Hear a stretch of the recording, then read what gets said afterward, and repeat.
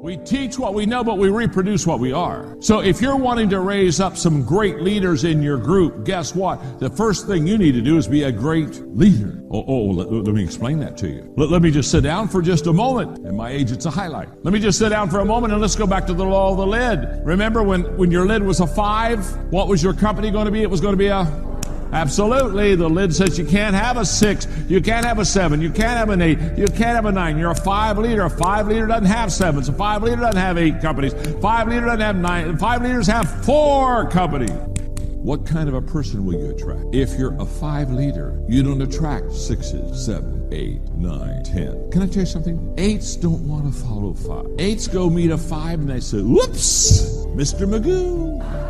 So how do you attract better people? Lift your lid. If you're a 5, you get 4s, 3s, 2s, and 1s. If you're a 6, you get 5, 4s, 3s, 2s. If you're a 7, you get 6. If you're an 8, you got this. Stanford research says, just came from there. Stanford research says that 85% of everything you know, you learn visually. 85%. The reason I say that the first rule of 5 in leadership is leading yourself is because visual example is the most powerful leadership tool. Axe to cut down your tree. Trust me with that. James Allen said, people are anxious to improve their circumstances, but they're not anxious to improve themselves, and they therefore remain bound. The first person that you should teach leadership values to is you. Some of the obstacles you're up against may seem like they have the upper hand. The sickness is bigger. You've had the addiction a long time. Feels like that trouble has you surrounded. But when it's your time, like with them, it's not going to leave gradually.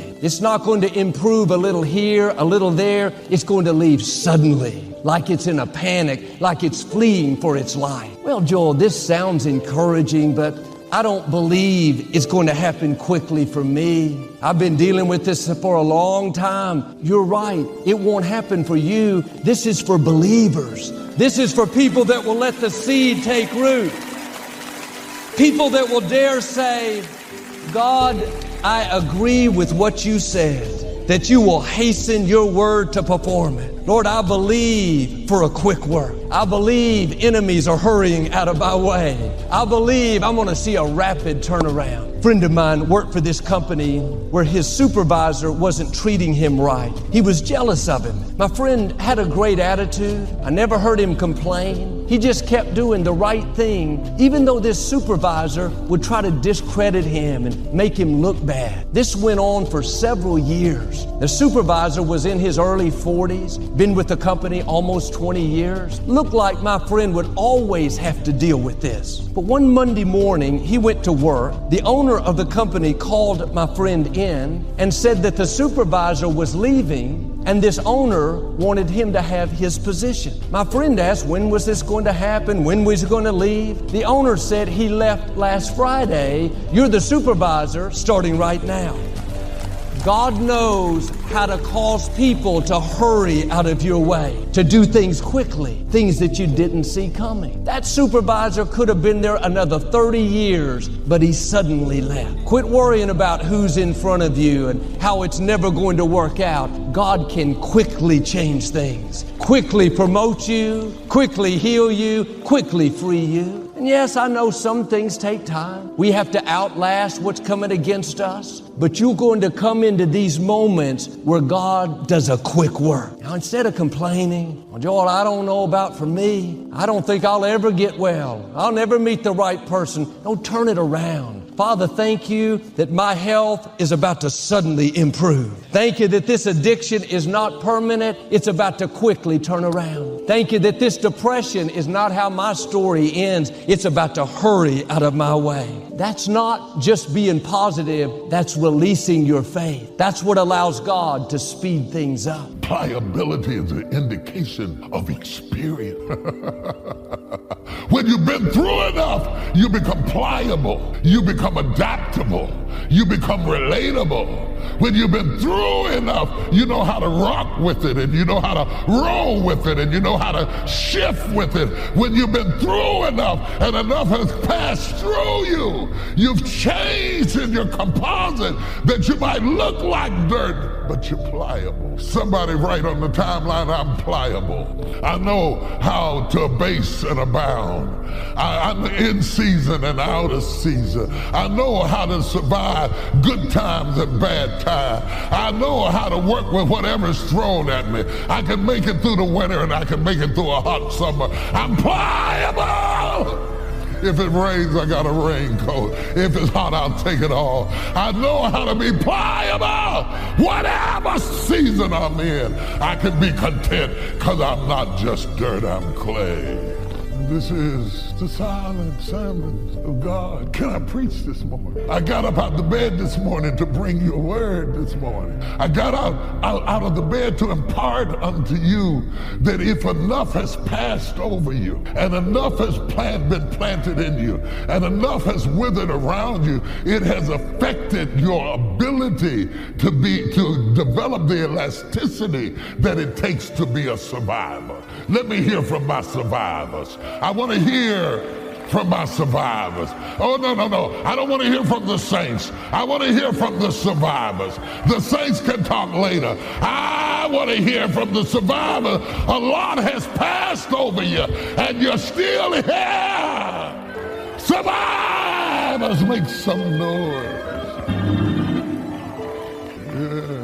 Yes. And so I thought I would start the sermon by talking about the potter's hand. For the potter's hand has reached down into the ground and extracted from the dirt the clay he thought most useful. And the reason I want you to see this image of the stooping potter is that when Jeremiah is looking at the potter stooping down into the ground to pull up the clay, my mind went back to God. The thing is, I was raised in a culture of the quiet professional, and we don't talk about what we do. And so that book, obviously I was writing a book with my brother Leif Babin, and we talked about that for a long time before we actually said, okay, let's do it. And what we knew that we needed to do was, number one, represent the SEAL teams the way that we thought they and knew they should be represented, and also make sure that we point out that the SEAL teams are just one military organization of all the military who are out there risking their lives and making incredible sacrifices for this nation and for our freedom. And so we wrote heavily about the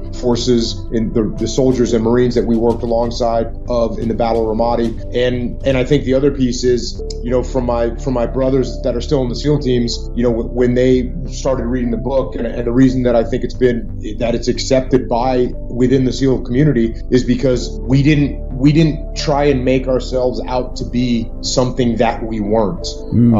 The guy that's in that book, that's me. That's what I was like when I was in the SEAL team. That's what I was like now. I didn't embellish anything and you've read the book. The book is not about how great I was. The book is actually, a lot of it is actually about mistakes that I made and what I learned from it, and what mistakes Leif made and what he learned from them. And so that's why I think there was a little fear with that book in how my brothers in the SEAL teams would react to it. But once guys started reading it, the feedback was awesome. And so for the kids book, I did no fear at all. No, none. I'm writing what I want, and I know that kids out there need it. And Discipline Equals Freedom, same thing.